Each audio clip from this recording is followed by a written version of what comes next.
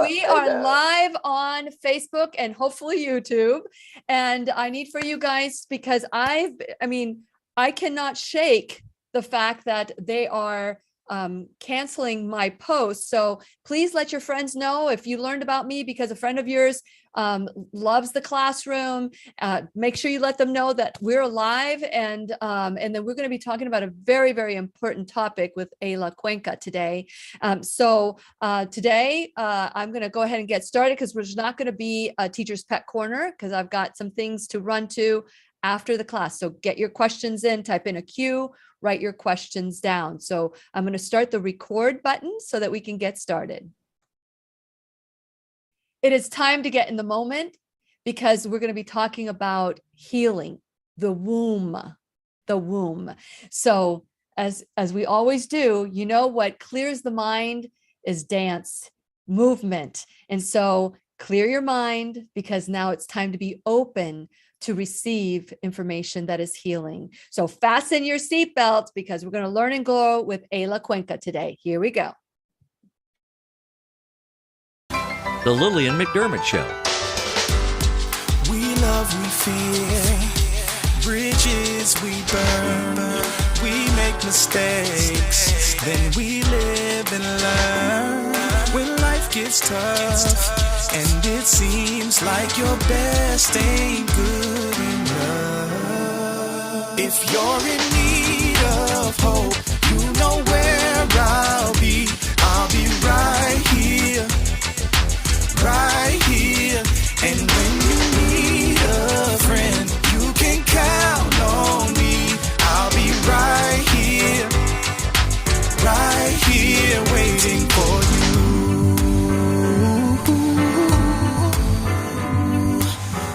you. This is the place you can always turn to when you need a friend. The Lillian McDermott Show. To reach out to Lillian, visit her on the web at whenyouneedafriend.com. Now let's all learn together. Here's Lillian McDermott. Hello, my listening and viewing friend. It's so nice we can meet each other on the air on this beautiful, best day ever. And for those of you who are tuning in to the classroom for the first time, please know I've been waiting for you.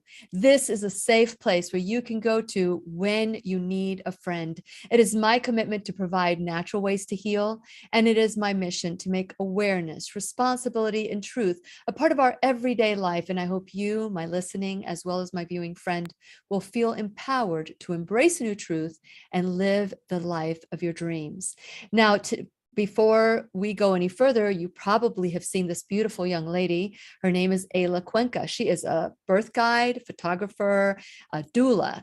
And so that's what I've known of her, and that's how I was introduced to her. But she has a perspective on birth in so many different directions and so many different angles. And so this is a conversation that I don't think many people have had, and it might be difficult for some of you. It might be something that you may have to listen to again, because sometimes the body wants healing, but the brain knows there might be pain associated with the healing. So what happens is the body says, it's time to heal. You need to heal this loss. You need to grieve this loss. And the brain says, no, it's too difficult. I'm not ready for it. I really dealt with it already. And the body knows differently. So then the body says, okay, well, I want to be in alignment with you, brain. And so I'm going to give you something that's going to cause pain. And then your back gets out of alignment, or you get into an accident, or something causes your body to be in pain. You might get a diagnosis or something. We know that the majority of disease begins in the heart, a trauma, a pain, something that has happened that has caused you to feel that you just can't deal with it. And then that pain goes into a part of your body that some people call chakras, some people call healing centers, but it associates with different pains and different traumas and different experiences in your body. It could be divorce, it could be a job loss, it could be the loss of a child. So today we're going to be talking about these losses in the womb that most people say, it's a zygote, it's a sperm, it's a clump of cells that is no longer there. So whether you have had a spontaneous abortion, which is a naturally occurring, you didn't plan it, it's something that happens, or you sought an abortion.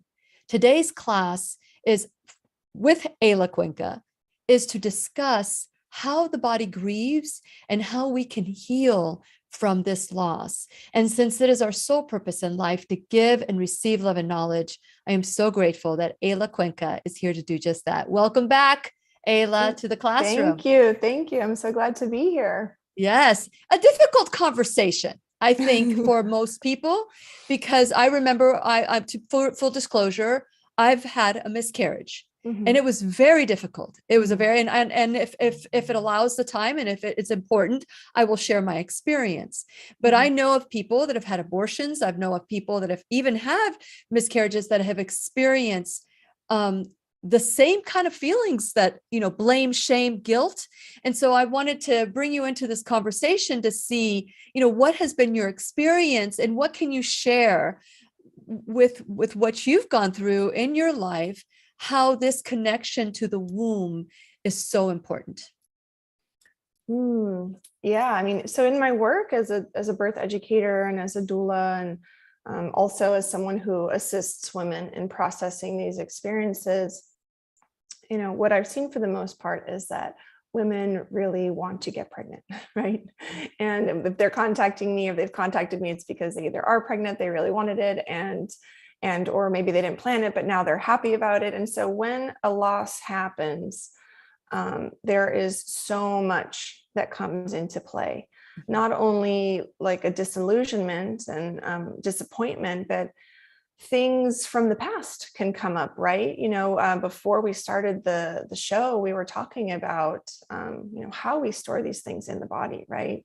And you mentioned that practitioner, and hopefully you'll talk about him a little bit more because it's so fascinating, all of the body code work. But yeah, these experiences of grief and loss trigger experiences of grief and loss, or other times in our life where an expectation wasn't met, a deep desire or a dream was maybe shut down. And so we're not only experiencing the loss in the moment, we are experiencing loss on a past, present, future level as well. And so sometimes that is too much for the nervous system to handle. And we don't really have a place or a way to integrate that. And so we kind of stuff it down and say, well, I'll just try again, and we don't fully process what's going on. Mm-hmm. Yeah. And when we don't fully process, I remember when I experienced my miscarriage, it was a pregnancy I had not planned. I was married. Mm-hmm. I was married, and my little girl was like 13 months. I was just beginning to enjoy life with her. And then I found out I was pregnant. My sisters were pregnant, and it was like not the right marriage, not the right time. Right. But it took me 24 hours to kind of like be grateful again. It was a shock. It's like, how did this happen? Well, I know how it happened, but how did it happen where I actually was pregnant? I was very careful. And I was just enjoying my one child, and the marriage at the time was not where I would want to bring another child into the marriage until I bring. So what happened was both my sisters were pregnant.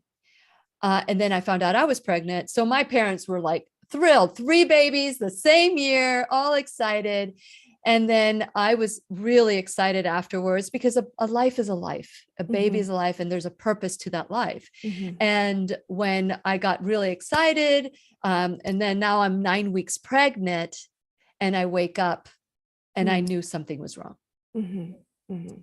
I felt that I had caused it. Right. So let's talk about blame and shame, and why do people miscarry and other people carry to full term? Oh my goodness. Well, I think ultimately that's not really for us to know. I mean, that's something that God decides, and that's part of a greater plan. However, within this life, we do create conditions that support and don't support pregnancy.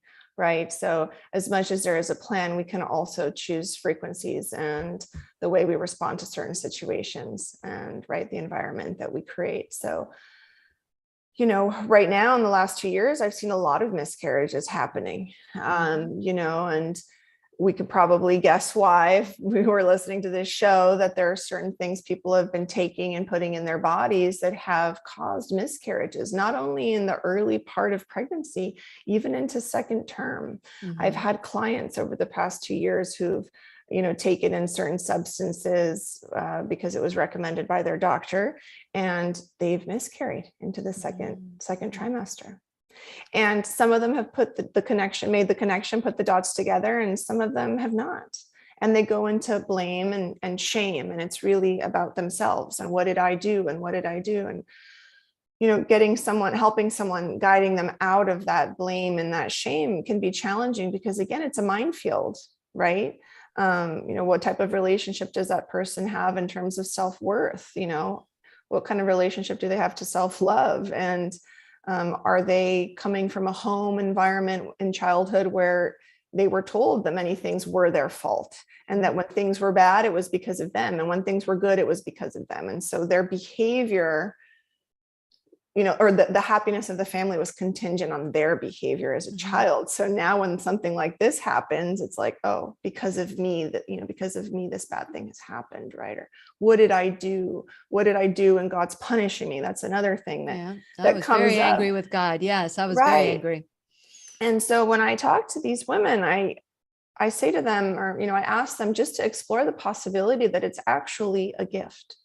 Right? It's actually a gift. What are the conditions that are coming now? Like in your example that you shared, I've had women who've been in pretty toxic marriages. And I'm not saying that there is a villain there. It's just both people are participating and it's not the right match. And so when this miscarriage happens, it could be taken as a gift from God to make a change in that marriage. Maybe there needs to be a recuperation of communication. Maybe boundaries need to be set. Maybe a separation has to happen, a reconciliation of some kind. Who knows? And this was the wake-up call. And who are we to say that that soul isn't just coming in to help us see? That is very purposeful, right? A life that lasts 6 weeks or even 12 weeks or 3 months, 4 months, whatever it is, that life has purpose. And who are we to say that it didn't have purpose just because it was never born into the world? Yeah, that is something I want to start doing. We're going to be reaching out to some pro-life people that, because people are I remember when I was in my sophomore year in high school, I was taught by my teacher that abortion was a form of birth control. Wow. 10th grade. It's pretty dark. And I remember, hey, I learned something new, and it was totally different than what I had learned from growing up in my home. So I was going to strut back home and tell my mom. I said to my mom, if I get pregnant before I get married, I'm going to have an abortion. And my mom, I could just tell, I told her this when my mom was turned around, and I knew that I had poked a button, I had poked her in the eye. And my mom stops, and she slowly turns around, and in her really strong Spanish accent, she says, well, that's good, because you're going to be a virgin when you get married. so you won't have to make that decision, And so, but at the time, I really believed what I was taught. Wow. And I really believe that the school system is indoctrinating these young men and women to look at that life as a clump of cells. Right. And so part of why I want to have this conversation is not to judge, blame, shame, or anything to that effect, whether whether it was a miscarriage or it was an abortion, an intentional abortion. Both need healing. No blaming. At the time, the decision that was made, if it was willful, they made the best decision that they could at that time. But now we're different people. So we need to go back and visit that decision and heal that decision. Right. For me, it was a miscarriage, but the thought was, I don't want to have a baby now. That thought went through my mind. And within 24 hours, it was like, yay, I'm going to have a baby. Doesn't matter what the circumstances are. This life is precious. And I was welcoming that baby. But when I lost the baby, to me, it was a punishment from God. I had never experienced loss so deep like that. And what really shocked me, Eyla, was that only one person treated it like a death. Right. Only one person sent me a sympathy card. One person. And I knew a lot of people at the time. It made me reevaluate loss. It made me reevaluate the inconsiderate times I had said, well, you're still young, you can have another. It's just like me telling a person who lost their husband, well, you're still young, you can marry again. Right. I didn't realize how inconsiderate that was. So let's talk about other things that women can do to maybe realize that this was also hurting them. Some of the thoughts, some of the feelings, the emotions. Well, yeah. I mean, so what I see come up often is in the world of infertility, because it's connected. So, women will come to me in a prenatal planning session. They want to become pregnant. They'll say, I'm having difficulty and I'm going to go down the IVF route and I'm going to do this and I'm changing my diet. And I'm like, okay, that's all external. And for me, if the internal emotional terrain is disrupted, you can do all of the amazing high-end things you want, and that's not going to change anything. And so often with these clients, I'd say at this point, 100% of them have had either a miscarriage or an elective abortion before trying to get pregnant, and now they can't. And some of them have the blame and the shame, and they say, well, it's because I did that abortion, or it's because of the miscarriage that I can't get pregnant now. I said, no, I think it's because you haven't accepted it and honored it and grieved it fully. So let's try to do that, And one of the ways that I invite women to do that is to, if you pray, if you meditate, you can communicate with that spirit. And you can say, I honor you for the purpose that you served in my life at the time. Thank you for giving me the freedom to have the last 10 years to pursue my career. And now I'm ready to be a mother. Thank you for giving me, the freedom to travel so that I can now find my husband who I'm married to. Because of the life that you sacrificed by coming into my body and then leaving, becoming pregnant and then leaving, I was able to do these things and now I'm ready. So thank you. And so we're honoring that soul for the purpose that they served. But if we just hold on to it as this thing that we did wrong, as this loss that we had, and now I should punish myself and I should feel punished by others, we're going to stay in that trauma loop. And so I also invite women to, if you didn't have a photo of an ultrasound or anything like that, maybe you had the pregnancy test, finding a way somewhere in your home where you honor that spirit, that child, because you are a mother. I had a pregnancy that I lost. And so I say, yeah, I have 2 children. People say, oh, I've only met your daughter. I'm like, I know, the other one's in heaven, right? And so I gave the child a name, and I gave that child a place in our family constellation. And my daughter is aware of that child. And I think that's totally appropriate to do, even if it was an elective abortion. It's important to do that and say, at the time, that was the best decision that I could make and the only thing I knew how to do. And now I choose differently. However, you have this sibling, right? And so when we give that soul a place in the family constellation, we heal that rather than keeping this open wound going, which then can affect the siblings. It can then affect our ability to conceive later, and it can affect the children we do birth, right? And if we look at birth order, right, there's a great book called The Birth Order Book. And so if you've miscarried a male pregnancy, male fetus, and then you have a daughter, they say that affects the daughter and the way she develops. And so, just taking into consideration that this is a very real, purposeful being.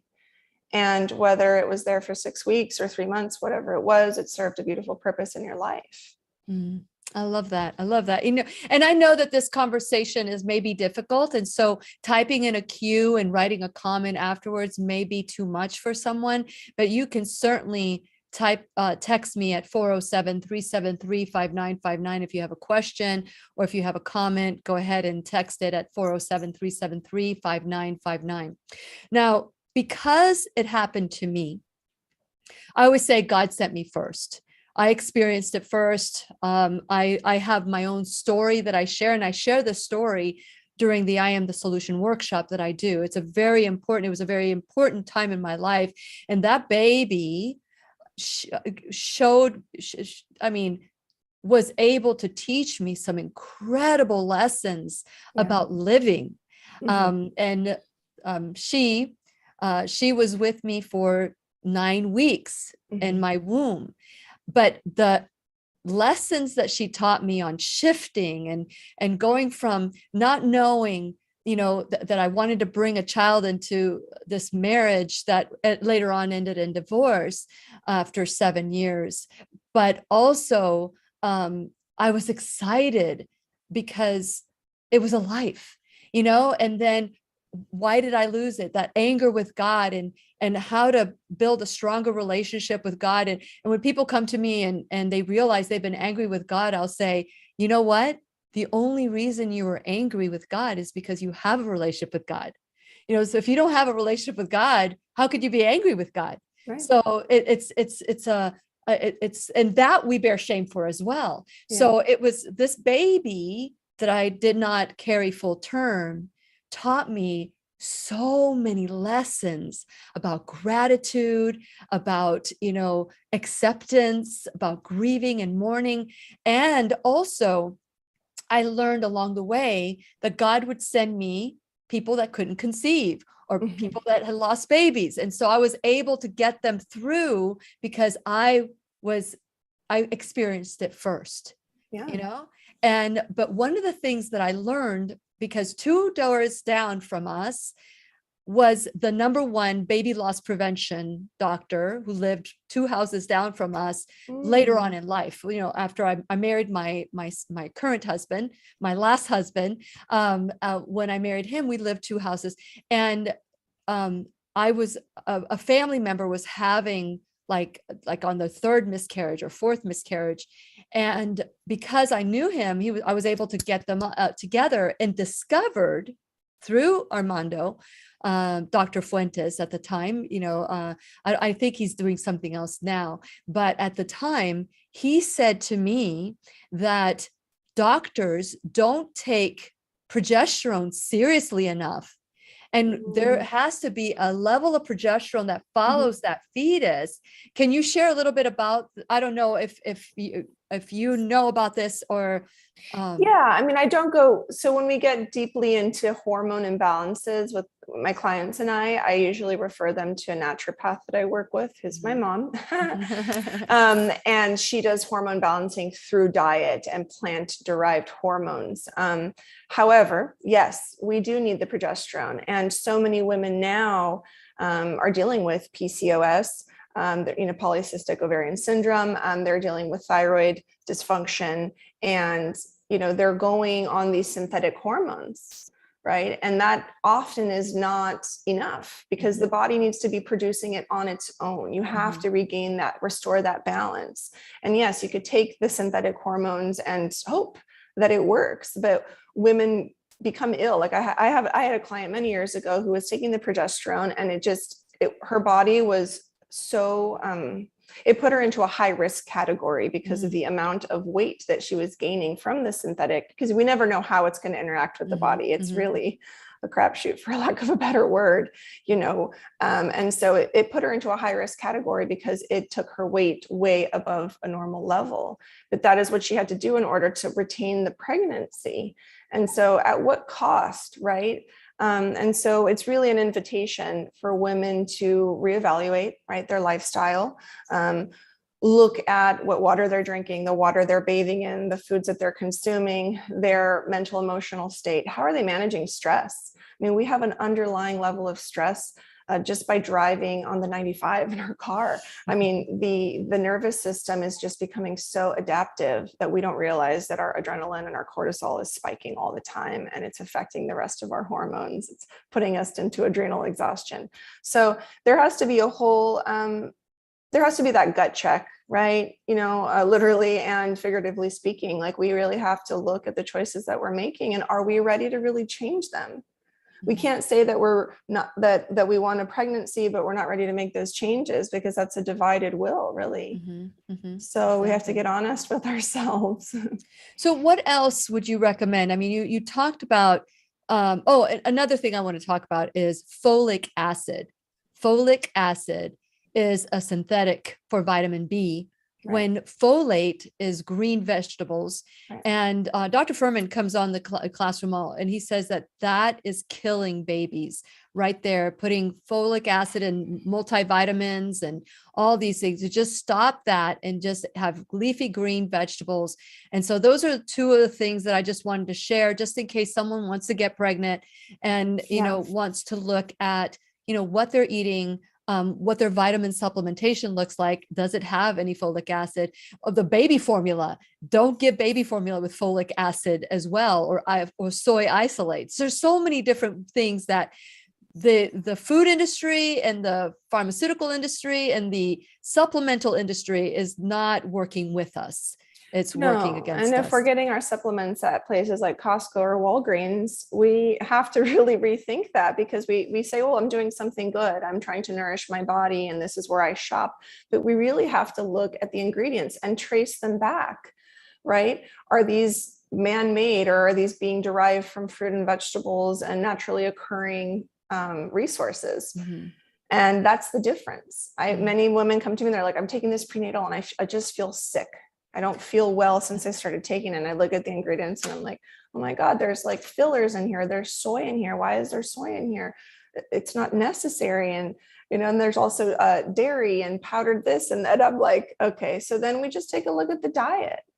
We look at the blood type sometimes just to see, what the body can digest more easily. If we look at O blood types, I know some people follow this, some people don't, but O's, they tend to thrive on certain foods, whereas A's, thrive on certain foods. And so I just invite people to start looking at other possibilities, and you have to titrate in.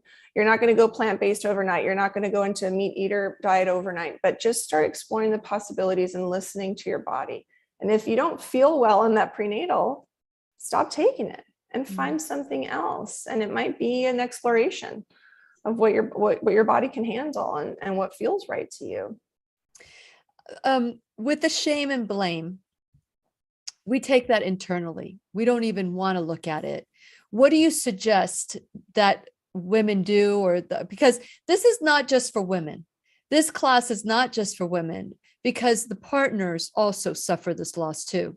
And we tend to ignore the men.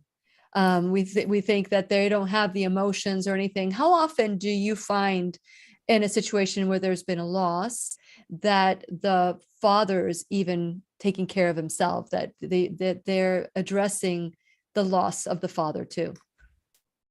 I've found it to be emotional for some men, and they don't really, they have even less resources than we do as women. They don't get together with their male friends and talk about grief. And I think we're, as females, more apt to do that.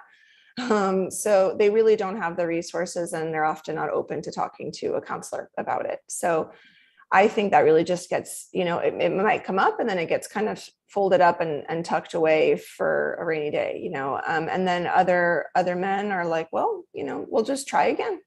Yeah. And the thing about shame is that it's really a piece of us that we have not integrated, right? Of course there's shame around the specific event, but again, this is drawing back to something from childhood or a previous time in our lives. And so where is there shame? Where does shame come up for us? Does it come up when we disappoint other people and then we feel shame?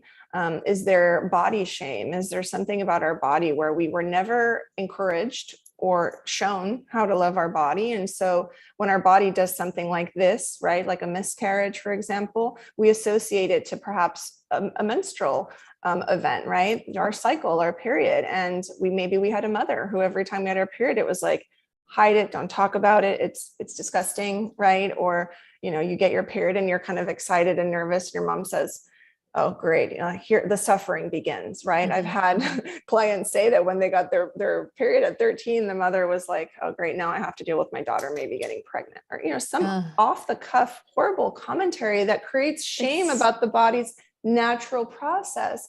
So if this comes up for you, whether it's an abortion, and saying, oh, I should have never done that, right? Or I have so much shame that I did this horrible thing, or you had a miscarriage and there's shame because, I made a comment that I didn't want to get pregnant. Now I am, and then I lost the baby.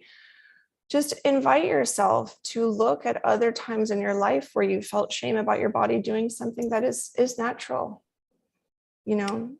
So look at other times, but not just there, not just, look at it, but forgive ourselves for it too, right? Yes. It's what you're saying is forgive yourselves for it. And I did the best that I could at the time. I did the best that I could at the time with the resources that I had.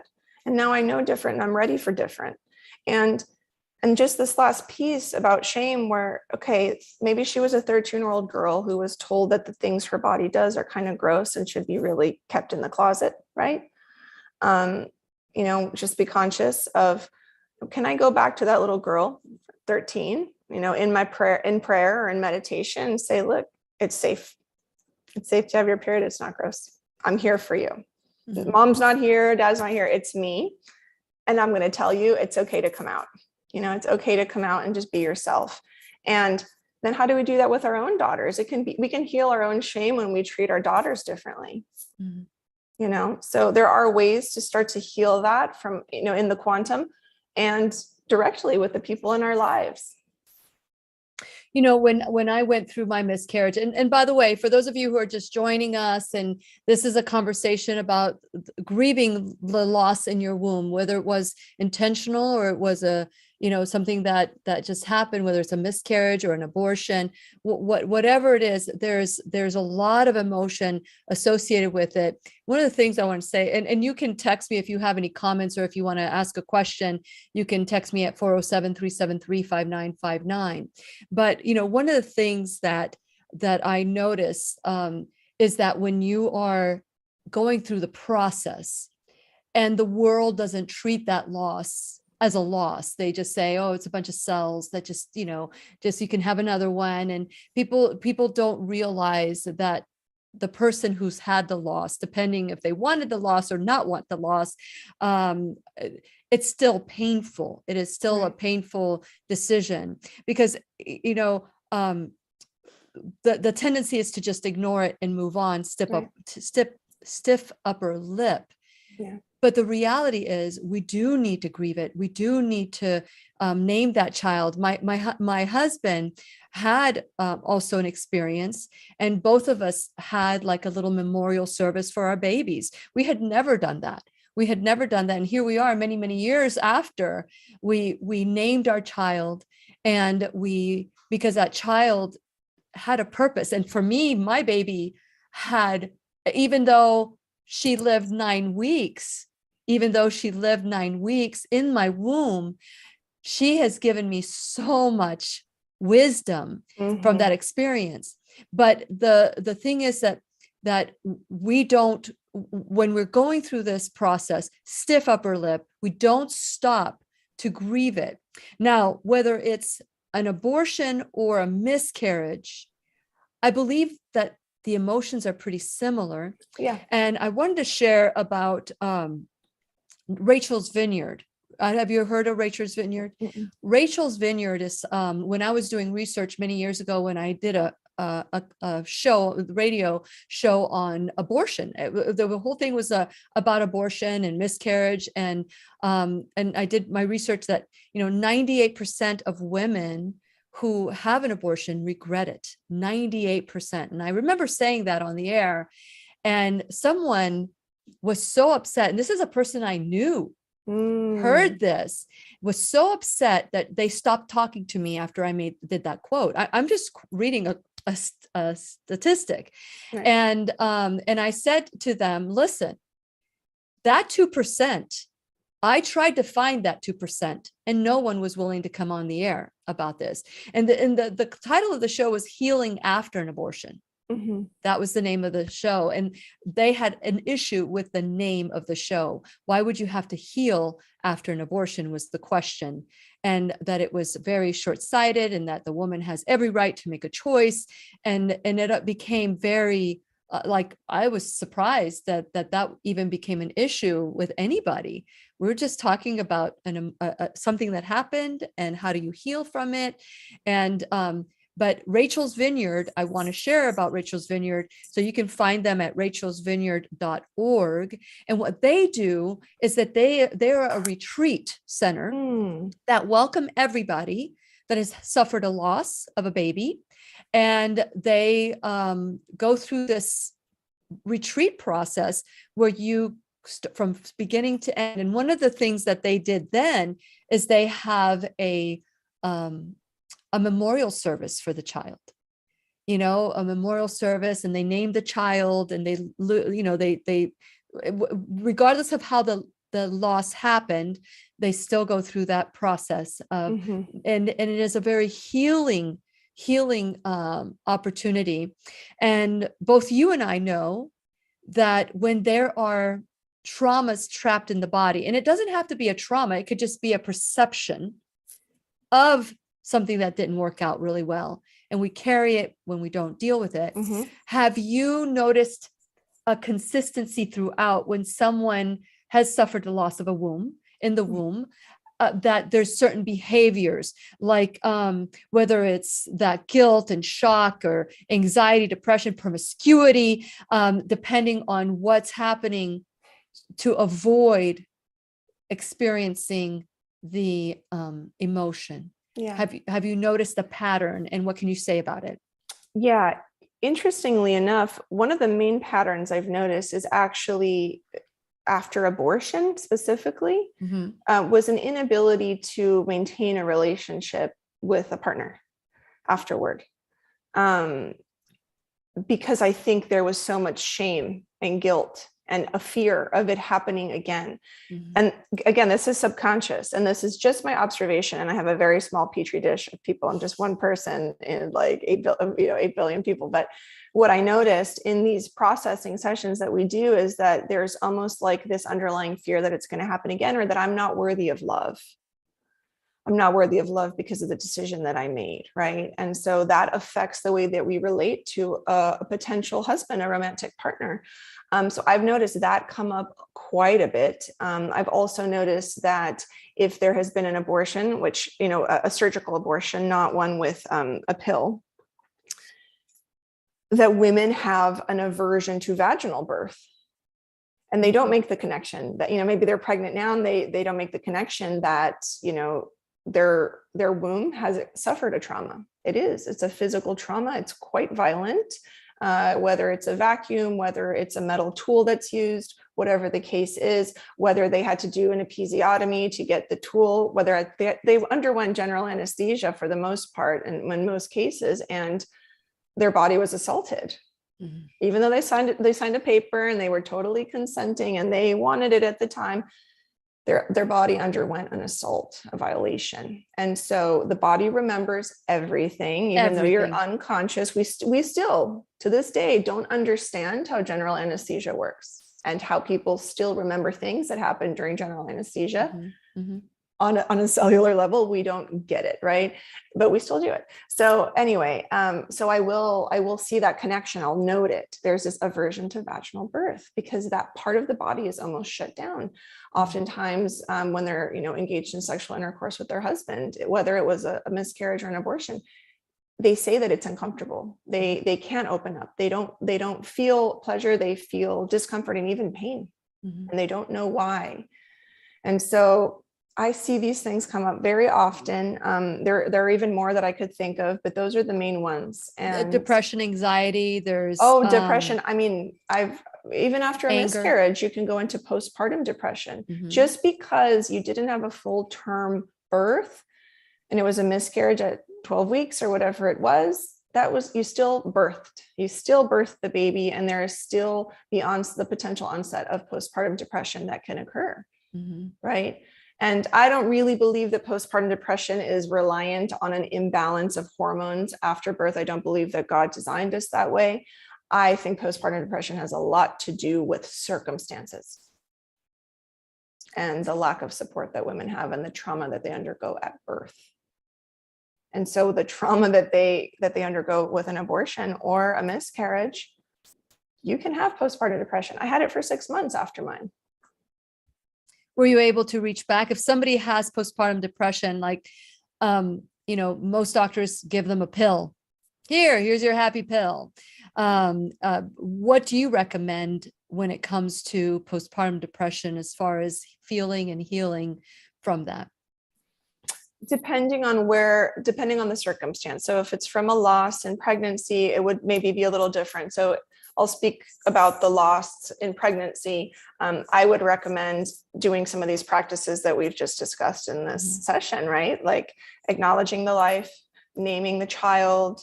If you tune in, if you pray, if you meditate, and a sex comes to you, female or male, then you can say, I had a baby boy, right? And so just starting to label what it was and doing some work around shame, if that's what's coming up, talking to a friend or a family member, right? And saying, this feels like a loss to me, and you're my friend, you're my sister. I just need you to treat it as a loss with me for some time. Because a lot of people just do not know how to even approach us when we experience a loss like this. Yeah. And if someone finds out we had an abortion, some people just stop talking to us. So reach out to someone who you trust and say, this is what happened. I feel a lot of guilt because I had an abortion. I didn't really want to do it. I was, I left the guy, whatever it was. Just say, I just need you to hold space and treat this as a loss with me. And see who you can find. And if it's no one in your life, it might be a counselor. Yeah. And you don't have to be there forever. Sometimes it takes 3 months, weekly counseling, and it's just grieving. Also grieving the woman you were, because maybe you're not that woman anymore and you would do things differently now, and it's okay, right? So when it comes to loss in pregnancy, I would say those are some of the tools, journaling about it. Yeah, absolutely. And of course, I've worked with women because I've experienced, it's like when you buy a car, you've never seen this car before, but you buy the car and all of a sudden you see the car everywhere. It's like all of a sudden it appears. And so when you experience something and you go through it and you have different phases of what you've gone through, it's amazing. When the student is ready, the teacher appears, or when the teacher is ready, the students appear. And so I'm just, with that being said, I want to encourage you to go to whenyouneedafriend.com. I'm a certified life coach, and I am here for anyone who needs to get this out of them. Because just saying it out loud and having somebody hear it is so cleansing. And then now what do we do about it? And of course, there's Eyla, where you can go to uncoveringbirth.com. And so, but if you go to whenyouneedafriend.com, first, I want to let you know that we're being targeted, the classroom's being targeted, and the numbers that you see in the classroom are not real, in the sense that they're garbling us. People aren't seeing our posts. So pretty soon we'll be broadcasting live from whenyouneedafriend.com. So please make sure you get your front row seat by subscribing so that you know who's going to be in the classroom. We're going to be, broadcasting live from there, as well as all the other social media as well. But we'll be able to say whatever we want without anybody telling us what we can and cannot say. And so go to whenyouneedafriend.com. Please subscribe, like, and follow me on all social media, especially BitChute and Odyssey, that are not censoring me right now. And then also check out my sponsors, support them the way that they're supporting the classroom. There's the Shop Now bag that will help, because as there's more censorship and cancel culture and all that's happening, it's becoming more and more costly to do the program. So whether it's $1 or $1,000 a month, you can become an enrolled student in the classroom. If it's a one-time thing, you can do that as well. If you're looking at helping time, talent, treasure, whatever you can help with, is so important. Now, I want to go back and say that we have some workshops that are brewing in the horizon. On July 23rd and 24th, we have the body code. And the body code, you learned about the emotion code with Dr. Bradley Nelson. The emotion code is one subset of the body code. It's a major component, the emotional subset of the body code. And this is when you use your body, when you're the intuition of your body to help you figure out what is actually happening in your life. And Eyla and I were talking, we were kind of laughing about the different ways we ask our body and how we know for sure that our body is saying yes or no prior to. And I learned all about this in the body code. So please go to whenyouneedafriend.com. The pop-up will happen. The next one is going to be there's also another pop-up that is the God's plan for real survival and health. So many of you are concerned about what would happen if there was no food, if there was no shelter, if there was no water. How do you live your life? And so we're doing a 12-week course, and that's going to be online, virtual. So please, if this resonates with you, we've just got to figure out how to work within the flow of our life instead of fighting the flow, which is what puts us in dis-ease. And so I just want to encourage you to do everything you possibly can. There's other workshops that you can tune into. And one of them in particular that we talk about my miscarriage is the I Am the Solution workshop. We still have, because of everything that's happening, I still haven't set a date, but I will set a date. If you're interested in it, just reach out to me and I'll set a date. I promise you I'll set a date. Today, we're talking with Eyla Cuenca, and she is a birth guide, someone that is here for you to help coach you, whether it's for you or your daughter or a niece or a nephew that is looking for someone to help through the birthing process. She's also an incredible photographer. I spent hours looking at her website, uncoveringbirth.com. You can also go to Eyla Cuenca, and that's EYLA. And if you are a subscriber to the classroom, you already have a link to her, both of the different websites that you can go to.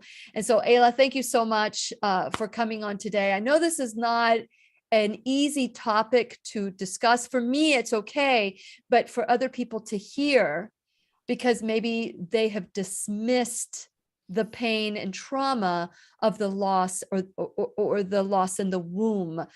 What else can you share about this topic that maybe we haven't tapped into just yet? Yeah, I just like to say that I know a lot of people who don't want to open that up again, right? And they say, everything is fine, I've processed it.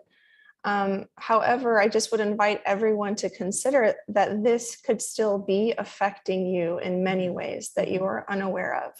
And so, if you feel charged when the topic of abortion comes up, or the topic of miscarriage comes up, or loss, whatever it is, there is still something there. It's being reflected back to you. That charge that you feel is letting you know there's something in my body that is still out of balance. So that's the invitation. And I'd mentioned this to you that I really love family constellation work. It's just this beautiful way to give every single person that has been part of your family a purpose. And you can start to draw out their clear and beautiful divine purpose and the role that they served. Mm-hmm. So I would invite everyone to look into that if you're trying to figure out a way to start to heal this, and know that there is no sentence here. It is always possible to shift. It is always possible to shift. I love that. I love that. Especially with this topic, it is, I was talking to a friend of mine not too long ago, and I said, if I spoke to you the way you speak to yourself, we wouldn't be friends. If you spoke to me the way I speak to myself at times, we wouldn't be friends. Right. And so we've really just become aware of the thoughts and the value that we place on shame and guilt, and how we hold it so close to our heart and protect it as if it's a welcome friend. Well, a comfort friend. It gives us an identity. It gives us a type of structure in our lives. It also is a way that we can draw out sympathy from those around us at times. Mm-hmm. And it's a way that we can hold ourselves back from actually expanding and getting closer to God. So no, I'm this shameful person. I'm this victim, right? So it's an invitation to come out of that and say, you know, are you ready to be done with the self-flagellation? Mhm. Yeah. And the And for punishment. those of you who are listening today, and maybe this is hard to listen, maybe you want to share this with someone. We're not going to have a teacher's pet corner. I mentioned this at the beginning because I have an event to go to. As a matter of fact, I've not an event. I'm going to taste the food that's going to be served at the Body Code on July 23rd and 24th. So I want to make sure that everything goes smoothly at this event. And so that's what I need to do and I get to do. But you can always text me at 407-373-5959. That's the number where you can text. If this conversation is resonating with you, it's important that you just claim it, just declare it, and be willing to grieve it. It took me, Eyla, 6 months. I didn't realize how angry I was with God, but I don't think I've shared this in the classroom. I've shared it in the workshop, but I've always been a Jesus girl. I've always been a Christian that loves God, and I'm open to all denominations and I'm open to all of that. But I know I had this close relationship with God until that moment. But I never stopped going to church. I still took my little 12-month, 13-month-old baby to church. And, but I just wasn't praying, and I was angry. I knew I was angry with God. But one day I went to baptism at an earlier service, and the music haunted me. And I'm all about music, dance. That's my background. And I was haunted by it. And the next day I could not get that music. It was contemporary Christian music. That's the music I sing. I used to sing in a band, and that's the music that I just am passionate about now. But at the time I was just like mesmerized. So the next day I wanted to, for some reason, try out for the group. I had no reason why. I had no idea why. And so I called. And the music director was on the other side of the line. And I said, I don't know if I can sing, but something is calling me to you. And he goes, well, you have to try out for it. And I'm a very shy person. So I said, well, I don't know. My 12-month-old, I've got her here. Bring a bag of Cheerios, come try out for the group. And so my sister Asia told me I couldn't sing, like, oh man, you sound awful. You sound awful. So I had this, I love to sing, but we would always harmonize together. And she'd always say, she would probably deny this if she heard me talk about this, but so anyway, so I go, and he says, well, what key do you sing? I don't know. I don't read music. So he plays, I said, just do Amazing Grace. And so he plays it, and he said, okay, I think this is probably your tone. And I start to sing. And then he stopped, and I thought, oh no, he's going to kick me out. But he puts his hand over his heart and he said, I've been waiting for you. Oh. So he goes to the back and he pulls this music out. And the song was called So Glad by Amy Grant. And let me tell you, it pierced my heart. It took everything I could to not stop crying. God was speaking to me through that song. Amen. And it was my first solo I sang at church. And what started my music career and singing career, the loss of that child. And I realized how angry I was with God, and how I questioned. I thought I could do better. And of course, I came clean with God, asked for forgiveness, because that's so important. And that was a gift that baby gave me. Oh yeah. And there's more that I share. Oh yeah, that is so beautiful.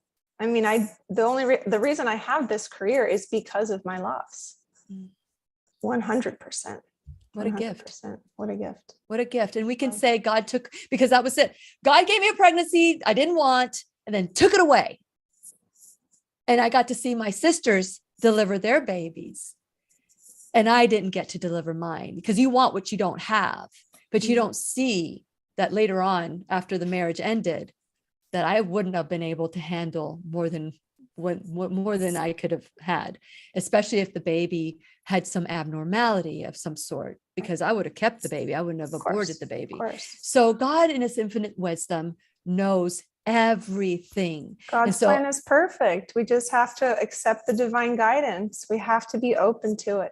Yes. And when we do, it is amazing how the doors open and how that womb heals in such a different way than if we just ignore it. So if this is resonating with any of you out there, text me at 407-373-5959. Reach out to Eyla Cuenca at uncoveringbirth.com or at eylacuenca.com.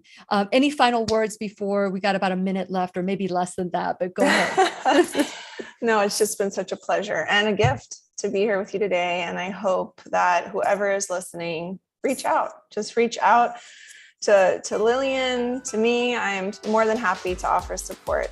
Yes. And if they go to whenyounneedafriend.com, my little shop, my shop now bag, her information is on there, and there's a discount if you decide to want to take one of her courses. Just go check it out. There's just so many different ways to heal. This could be one. And please remember, thank you so much, Eyla. You're such a beautiful person inside and out. So thank you for joining us today. Thank you. And please remember, we'll be right here waiting for you worldwide at whenyounneedafriend.com. This is Lillian McDermott and Eyla Cuenca wishing you love, peace, joy, and unexpected abundance. Make it the best day ever. Good job. Good job. I love that. The opinions and advice expressed on the Lillian McDermott radio show are intended for the individual callers and guests on the program and are presented to our wider audience solely for general educational purposes. Please act responsibly and consult personally with your own medical, psychological, or nutritional expert before taking any steps to improve your life. Thank you so much, Eyla. And for those of you who are watching and silently watching, maybe this has resonated with you. Share this with other women, because it's amazing of how many women and men have suffered a loss and nobody knows about it. But there is hope. There's rachelsvineyard.org. Please go check them out. There's all over the world. There are retreats all over the world. And I saw that in June, there's one in Orlando, but there's one in Miami. I mean, they're all over the world. So check out Rachel's Vineyard if that's something that resonates with you. And Eyla, share a little bit about your course that you do that could also help people heal in the birthing process. Absolutely. So it's a course that covers everything from preconception all the way through early parenting, breastfeeding, newborn care, but we really go deep into the birth process. And sometimes when we've had a traumatic birth, for example, this is a really great way to heal it, because we can understand how everything led to where you got to. And you can start to empower yourself by understanding informed consent, understanding what your choices are. We just don't know what we don't know, right? And so if you're pregnant or not pregnant, someone who is, this is just a really wonderful way to elevate and really ascend out of this kind of lower frequency that we're in of fear. Yeah, that is absolutely true. And back to the emotion code, that fear, we're going to learn about all these emotions and how these frequencies, are emitted out in the world. And so be careful to not be in that frequency, because you can get sucked in. Those lower frequencies just suck you in, and it's time to elevate yourself to a much higher frequency. We're going to learn about that in the emotion code, in the body code that's coming up July 23rd and 24th. So tomorrow we're going to talk about God's plan for real survival and health, and real stands for relevant, easy, and affordable. And so tomorrow Gary Tibbo is going to be with us. So I hope you join us tomorrow. Eyla, thank you so much for being part of the classroom. Again, Eyla is uncoveringbirth.com. You can go there and there's a discount code. So check it out. It's in my I think it's in my shop now bag. I'm pretty sure it's there. And so go to eylacuenca.com or Uncover Healing, but you can go through that website through there so that you can get your discount. Okay. Thank you so much. Thank you, Eyla. Thank